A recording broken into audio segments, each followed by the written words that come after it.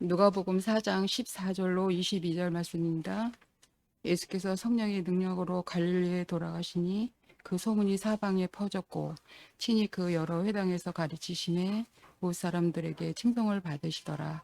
예수께서 그 자라나신 곳 나사렛에 이르사 안식일에 늘 하시던 대로 회당에 들어가사 성경을 읽으시려고 서심해 선지자 이사야의 글이 그들이 거늘 책을 펴서 이렇게 기록된 데를 찾으시니 곧 주의 성령이 내게 임하셨으니 이는 가난한 자에게 복음을 전하게 하시려고 내게 기름을 부으시고 나를 보내사 포로된 자에게 자유를 눈먼 자에게 다시 보게 함을 전파하며 눌린 자를 자유롭게 하고 주의 은혜의 해를 전파하게 하려 하심이라 하였더라.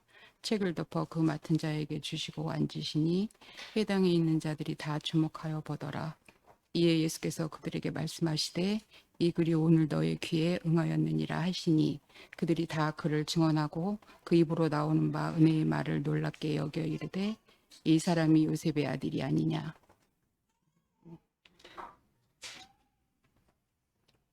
오늘 하나님의 말씀 탄식에서 감탄으로 이런 말씀의 제목으로 나누려고 합니다. 최근에 텔레비를 본 지 오래됐지만 잘 안 보지만 안 보게 된 이유 중에 하나는 최근 한국 사회 속에서 미디어가 쏟아내는 여러 가지 소식들을 보면 우리가 사는 세상이 과연 지옥이 아닌가 하는 생각이 들 정도로 아찔할 때가 많이 있습니다. 무엇이 진실인지 알 수 없도록 세상을 향해 검은 붓칠을 해대는 미디어의 행태를 보면 마음이 굉장히 무겁고 우리가 살아가는 삶의 현실을 너무 처참하게 느낄 때가 많이 있습니다. 무엇보다 사람을 가르고 시간이 지났어도 여전히 이념의 잣대로 사람들을 올가매는 세상의 한가운데 우리의 삶이, 우리의 역사가 서 있습니다. 나와 생각이 다르면, 나와 가치가 다르면, 나와 인연이 다르면 자기가 가진 힘으로 아무렇지 않게 사람들을 내동댕이 치고 죽음의 길목으로 몰아가는 것이 지금 오늘 우리가 경험하는 현실이고 사회입니다. 그래서 유명한 러시아의 소설가 도스토옙스키는 그의 책 까라마조프의 형제들이라고 하는 책에서 지옥에 관한 정의를 이렇게 내린 바가 있습니다. 지옥이란 더 이상 사랑할 수 없는 고통이다 라고 도스토옙스키는 그의 소설에서 이 이야기를 우리에게 건넨 적이 있습니다. 그렇습니다. 우리 안에 악한 감정들, 불편한 마음들, 시기, 미움, 질투, 두려움, 걱정, 불안 이런 것들이 우리의 삶을 덮어버리면 우리 안에 누군가를 사랑할 수 있는 마음, 누군가를 마음에 품는 마음이란 단 한 줌의 조각도 남지 않게 되는 것 아닌가 하는 생각이 듭니다. 내가 살아가는 세상에서 누군가를 더 이상 사랑할 수 없는 마음이 우리 안에 든다면 여러분 어쩌면 그것이 지옥입니다. 지옥은 먼 훗날 경험하는 것이 아니라 때로 우리가 살아가는 삶의 현실 속에서 사랑이란 찾아볼 수 없는 현실이 되어진다면 그곳이 지옥이 되는 거죠. 이렇게 고달픈 세상의 한가운데 때로 지옥과 같은 세상의 한가운데 우리의 삶이 서 있게 되면 우리의 삶 가운데 터져나오는 불안의 감정이 하나 있습니다. 그 불안의 감정은 다른 것이 아니라 바로 탄식입니다. 우리도 모르게 돌아가는 세상의 현실을 바라볼 때마다 깊은 한숨과 탄식이 어느덧 우리의 삶의 일상의 일들이 되어 버린 것이죠. 제가 제 삶 속에서 가장 깊은 탄식을 본 것은 제 어머니의, 그리고 이 땅의 어머니들의 탄식이었습니다. 힘들고 고통스러운 시간을 보낼 때 어머니의 깊은 한숨 소리를 우연히 들은 적이 있었습니다. 어머니의 한숨 소리가 그 누구의 한숨보다 크게 천금만금 무겁게 느껴지는 이유가 무엇입니까? 이 땅의 어머니들은 대부분 자식들, 그리고 때로는 남편의 모든 짐을 끌어안고 자신의 감정 한번 솔직히 드러내지 아니하고 내색 한번 하지 아니하고 세상의 모든 짐을 안고 가는 사람처럼 뚜벅뚜벅 걸어갈 때가 많이 있었기 때문입니다. 그런 삶의 한가운데서 우리의 사랑하는 어머니들이 깊은 한숨, 깊은 탄식을 쉴 때면 우리는 능히 그 무게를 짐장할 수 있을 것이라 생각합니다. 희망의 끈을 끝끝내 부여잡고 걸어가는 그 길 위에서 때로 터져나오는 어머니의 깊은 한숨은 정말로 깊은 절망이 삶 가운데 있지 않으면 결코 나올 수 없는 표현이기 때문입니다. 숨막히는 절망의 때로 이 세상의 한가운데서 이제는 우리 모두가 푸른 하늘과 희망의 노래를 부르고 싶습니다. 특별히 우리가 이 땅 가운데서 신앙의 길, 믿음의 길을 걷고 있는데 우리의 신앙과 우리의 믿음은 어두운 세상의 한가운데서 한 줌의 소망의 물을 길어 올리는 일이다라고 생각되어집니다. 폐역하고 어둠이 깊을수록 믿음의 사람들이 걸어가야 하는 삶의 모습은 더더욱 중요합니다.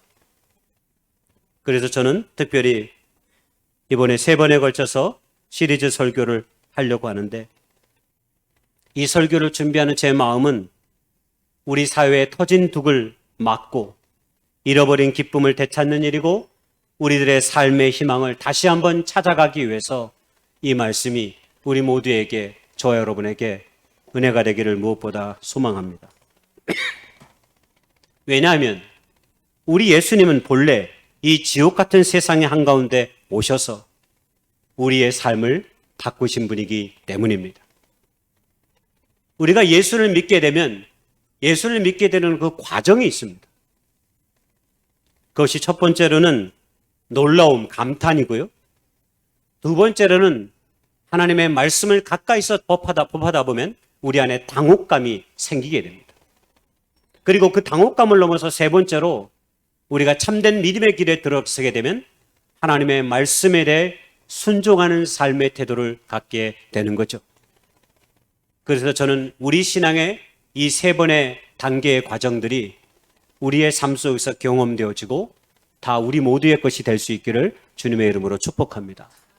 그래서 오늘은 그 첫 번째 시간으로 복음이 우리에게 가져다 주는 첫 번째 감정, 바로 그것 감탄, 그 놀라움, 그것에 대한 이야기를 좀 나누려고 합니다. 여러분, 성경에서 최초의 놀라움과 감탄을 표현한 장면이 어디에 있을까요?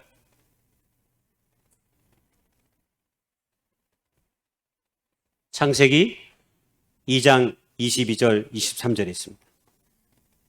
아담이 하나님께서 하와를 창조하시고 아담에게 데려다 주었을 때 아담이 그의 아내 이브를 바라보고 이렇게 고백한 것입니다. 이는 내 뼈 중에 뼈요 살 중에 살이라. 자, 옆에 내 아내가 있거나 내 남편은 아니군요. 아내가 있으면 이 감탄이 나와야 됩니다. 절망이 나오면 안 됩니다. 감탄이 나오고 놀라움이 나와야 됩니다. 우리 옆에 있는 내 아내가 하나님께서 주신 이토록 놀라운 하나님의 생명의 존재로 지금 내 옆에 서 있다고 하는 사실을 여러분 믿으십니까? 주여, 어찌하여 답이 없습니까? 네. 김장호 집사님네 가정만 행복한 가정으로 제일 목소리가 컸어요. 여러분, 이 고백이 의미가 있어요.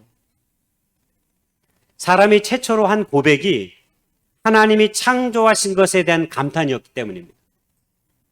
무슨 말이냐면 이것이 우리의 삶의 본질적인 특성을 잘 보여주는 것입니다. 행복하고 멋진 인생의 삶을 사는 사람들은 대부분 놀라고 감탄을 잘하는 사람들입니다. 여러분, 그러면 어떤 사람이 신앙생활을 잘할 수 있을까요? 네, 똑같습니다. 잘 놀라는 사람, 잘 감탄하는 사람들입니다.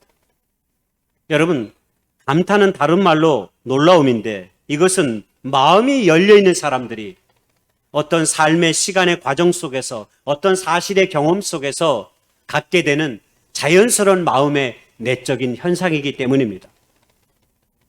억지로 인생을 사는 사람들, 꾸벅꾸벅 조는 듯이 인생을 사는 사람들은 그들에게 닥쳐오는 일들을 당연시 여기고 별로 놀라워하지도 않습니다.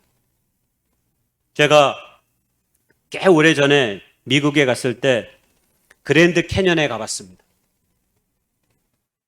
오른쪽에 있는 사진이 그랜드 캐년인데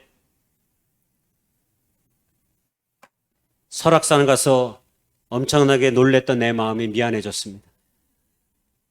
그랜드 캐년은 엄청난 자연의 대이용에 한마디로 압도당했습니다. 우리나라에서는 볼 수 없는 엄청난 계곡과 바위 속의 색깔들이 저렇게 형형색색의 빛깔들로 우리에게 비춰지고 다가왔습니다. 그리스에 갔을 때에는 절벽 위에 세워진 저 메테오라 수도원을 보고 너무 놀랐습니다. 저 절벽 위에 수도원을 세워가지고 거기서 일련의 신앙인들이 삶을 연명합니다. 지금도 저 수도원이 그대로 있고요. 수도원과 수도원 사이에 절벽에 다리를 놔가지고 줄을 의해서 거기다 양식을 넣어가지고 보내줍니다. 도대체 무엇 때문에 저들은 저 높은 곳에 수도원을 세웠을까요? 가이드의 말에 의하면 전쟁의 와중 속에서 자신들의 신앙과 유산을 지키기 위해서 신앙의 책들과 많은 사람들이 저 절벽 위로 올라가서 집을 지어서 피난했다고 얘기하고 있습니다. 예전에는 이런 신비스러운 자연의 웅장함이 우리에게 감탄과 놀라움을 자아냈습니다. 그러나 최근에는 과학기술의 문명이 우리로 하여금 놀라움을 선물하고 있습니다. 특별히 인공지능의 발달이 우리에게 놀랄 정도로 우리를 충격에 빠뜨리기도 하는데요.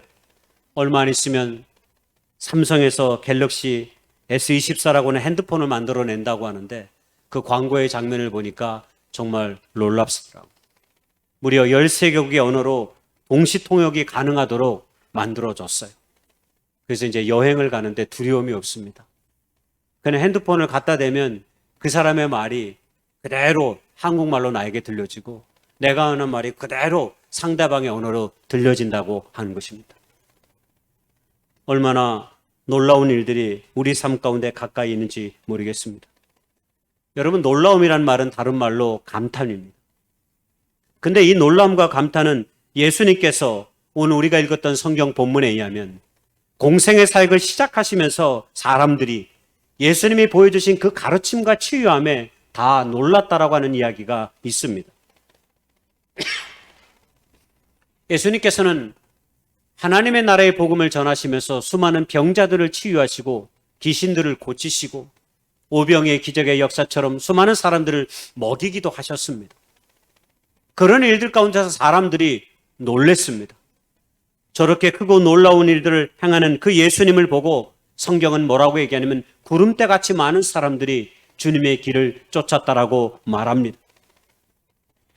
그들은 예수님의 가르침에 놀랐고 병든 자를 치유하시는 것에 놀랐고 귀신 들린 자를 고치는 것에 놀랐고 그들의 눈에 상상할 수 없는 일들이 그들의 삶 가운데 예수님을 통해 펼쳐지는 것을 보고 끊임없이 놀라고 감탄하였습니다. 그렇습니다. 우리의 삶의 시작, 우리의 신앙의 시작도 그렇게 놀라움과 감탄에서 시작합니다. 예수님이 가르치시고 보여주신 일들의 사람들이 그 감탄을 거듭했던 것처럼 말입니다. 예수님의 제자들도 마태복음 17장에 보면 예수님이 3명의 제자들을 데리고 높은 산에 데리고 가십니다. 그 산이 다볼산인데 그때 그 산에서 예수님께서 천사처럼 아름답게 변화하신 모습을 보고 제자들이 하는 말이 있습니다. 성경에는 예수님이 해같이 빛나고 옷이 빛과 같이 휘어졌다라고 말하는데 그때 제자들이 주여 여기에 우리가 계속 있는 것이 좋겠습니다 라고 말하는 그 베드로의 신앙의 고백이 나오기도 합니다. 그렇습니다. 신앙은 우리에게 놀라움, 감탄을 처음으로 선물합니다. 왜냐하면 감탄의 핵심은 하나님께서 우리에게 행하신 일들에 대한 반응이기 때문입니다. 여러분, 우리가 신앙생활을 하다 보면, 교회 생활을 하다 보면 우리가 세상에서 경험치 못하는 일들을 때로 우리가 말씀 가운데, 기도 가운데 하나님이신 은혜로 경험되어질 때가 있습니다. 그 경험에 대한 감탄이 우리의 삶과 신앙을 시작하게 만들고 한 걸음 더 나아가게 만드는 것입니다. 오늘 예수님이 가르치시는 놀라운 일들에 대한 사람들의 반응이 바로 그 감탄이었습니다. 그래서 믿음의 사람들은 언제나 감탄의 밥을 자주 먹어야 우리의 신앙이 자라나고 우리의 인격이 다듬어지게 되는 것입니다. 느헤미야 8장에 보면 여호와를 기뻐하는 것이 너희의 힘이다 라고 말씀했습니다. 그렇습니다. 믿음의 사람들은 하나님께서 우리 안에 분명하게 체험되고 인식되어졌을 때 우리는 늘 감탄의 고백을 할 수밖에 없는 거죠. 그래서 감탄의 고백을 자주 할수록 우리의 믿음과 신앙은 견고해질 수 있는 거죠. 그러면 어떻게 우리의 삶 가운데, 우리의 신앙의 삶 가운데 이런 놀라움과 감탄의 신앙을 지속할 수 있을까요? 그것은 바로 첫 번째, 우리 신앙의 감탄은 예배를 통해서 언제나 우리 가운데 나타난다는 사실을 여러분 기억해야 합니다. 감탄이란 하나님이 행하신 일에 대한 반응이다. 제가 이렇게 말씀드렸습니다.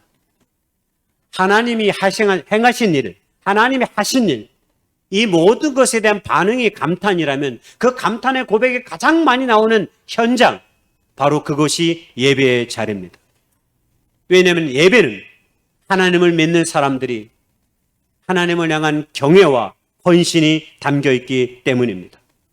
예배는 하나님이 당신의 백성들을 사랑하고 구원하신다고 하는 그 사실을 끊임없이 우리에게 말씀을 통해, 주의 만찬을 통해, 찬양을 통해, 기도를 통해 우리에게 가르쳐 주는 것입니다. 그래서 신앙인들은 예배에 살고 예배에 죽는 것입니다. 예배하는 그 시간과 그 순간들을 통해서 하나님이 우리에게 다가오시는 그 놀라운 은총의 경험을 할 수 있기 때문입니다. 그래서 우리가 하나님 앞에 예배할 때 우리 안에 탄식을 물리치고 하나님을 향한 감탄으로 나아가게 되는 거죠. 여러분, 특별히 예배의 많은 요소들이 우리에게 다 감탄을 자아내기도 하지만 특별히 찬송을 부를 때 여러분, 우리의 심령에 하나님이시는 감사와 감탄의 고백이 일어날 수 있습니다. 집에 나올 때 속상한 일 때문에 조금 탄식하며 발걸음을 교회로 옮겼지만 예배하는 과정을 통해서 하나님께서 우리의 마음을 치료하셔서 우리 안의 탄식을 감탄으로 바꾸는 기회를 우리는 때로 예배를 통해 경험하기도 하는 것입니다. 그리고 힘들고 속상하지만 우리의 입을 열어 하나님의 사랑하심과 하나님을 경외하심을 우리가 우리의 입술을 열어 찬양하는 순간 우리 안에 자리 잡고 있던 걱정이 때로 물러가고 절대자이신 하나님을 온전히 의지하게 되면서 우리의 마음의 향방이 조금씩 바꾸어지기 때문입니다. 제가 코로나 때 가장 은혜가 되었던 찬양이 하나 있었다고 제가 한두 번 말씀드렸죠. 그 찬양이 저 찬양입니다. 저 찬양의 가사가 저에게 너무 은혜가 되었었습니다. 잠깐 들어볼게요.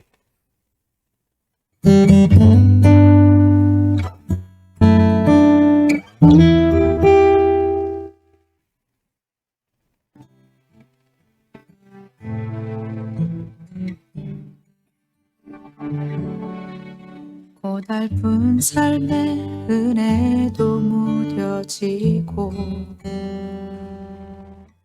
곧 사라질 것에 내 맘 두네. 헛되고 헛된 것들을 바라보며 그 은혜를 놓치며 살았네. 주어진 삶을 묵묵히 살아가며 날 붙드신 주 예수를 보내 사망 가운데 놓여진 나의 삶은 날 건지신 그 이름 예수 나의 안수를 바꾸셨네 주를 향한 노래로 소망의 노래로 나의 눈물을 거두신 주 예수 이름 안에 살게 하소서. 네, 여기까지 드릴게요.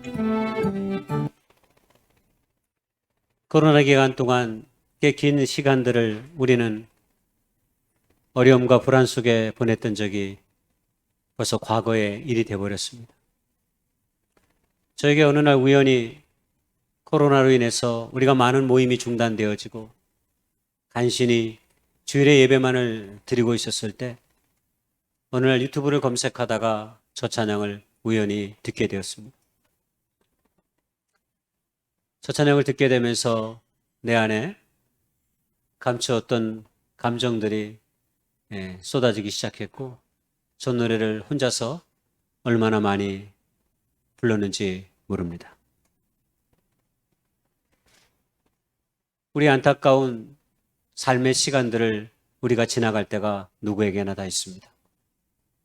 누구에게 말할 수 없는 그런 아픔과 고통을 안고 힘겹게 우리의 삶의 순간들을 살아갈 때가 때로 있죠. 여러분, 그럴 때 우리의 입을 열어 주님을 찬양하거나 때로 저런 찬양의 소리를 우리가 귀담아 듣게 되면 우리의 영혼이 소성케 되어지고 우리의 삶에 힘을 주시는 하나님의 은혜를 우리가 누릴 수밖에 없음을 다시 한번 생각하고 고백합니다. 저 여러분에게도 이런 찬양의 기쁨이 우리 안에 늘 많이 있어질 수 있기를 소망합니다. 사실 예수님께서는 우리에게 어떠한 상황 속에서도 우리에게 흔들리지 말라고 기쁨을 남겨두고 세상을 떠나신 것을 아십니까? 주님께서는 십자가에 지기 전에 제자들에게 요한복음 15장 11절에 내가 이것을 너에게 이르면 내 기쁨이 너희 안에 있어 너희 기쁨을 충만하게 하려 함이라 그랬습니다. 그리스도 예수 안에 있는 자들은 세상에 주는 그 어떤 두려움에도 굴하지 아니하고 하나님이 주신 모든 것들에 감사하며 감탄하며 기쁨을 가지고 삶을 살아갈 수 있는 그 궁극의 힘과 소망을 주님께서 우리에게 성령을 통해 주셨다는 사실을 여러분 꼭 기억할 수 있기를 바랍니다. 예배의 자리에만 온전히 거하여도 우리는 감탄의 삶을 살아낼 수 있습니다. 말씀이 우리를 그렇게 인도할 것이고 매주일 주의 만찬이 우리의 삶이 하나님의 은혜 속에 있음을 기억하게 만들기 때문입니다. 그리고 온 마음을 다한 찬양이 우리의 영을 그렇게 회복시키게 될 것입니다. 마지막 두 번째로 감탄은 우리 안에 사랑의 마음으로 채워질 때 자연스럽게 나타난다고 생각합니다. 하나님께서 예수님의 십자가를 통해 이루신 일이 나와 관계가 있다는 사실을 깨달을 때 여러분 우리의 신앙이 시작됩니다. 성경은 예수님께서 우리의 죄를 위하여 십자가에 못 박게 하셨다라고 예수님을 그렇게 말하고 있습니다.